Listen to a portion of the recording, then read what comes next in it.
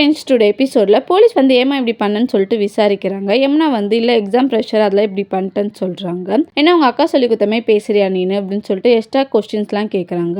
யமுனா வந்து திணறாங்க. விஜய் வந்து எதுனாலும் நம்ம தனியாக பேசிக்கலாம், அவள் சின்ன பொண்ணு திரும்ப சூசைட் பண்ணிக்க போகிறா, அவங்க பேரை எழுதி வச்சுட்டு அப்படின்னு சொல்லிட்டு சொல்கிறாங்க. போலீஸ் பயந்துட்டு விஜய் கிட்ட தனியாக பேசுகிறாங்க. அந்த பிளேஸ்க்கு நிவினும் காவேரியும் வராங்க. நான் எதுனாலும் பார்த்துக்கிறேன் காவேரி, நீ அப்படி நில்லு அப்படின்னு சொல்லிட்டு சொல்கிறாங்க. காவேரி வந்து நிவின் கிட்ட பேச போகிறாங்க. என் பொண்டாட்டியை பாதுகாக்கிறதே பெரிய வேலையா இருக்கே அப்படின்னு சொல்லிட்டு மனசுக்குள்ள நினைச்சுக்கிட்டு போலீஸ் கூப்பிடுறாங்க, இங்க வா காவேரி அப்படின்னு சொல்லிட்டு சொல்றாரு. விஜய் பண்றதெல்லாம் பார்த்துட்டு காவேரி வந்து என்ன இவர் இப்படி பண்றாரு அப்படின்னு சொல்லிட்டு நினைக்கிறாங்க.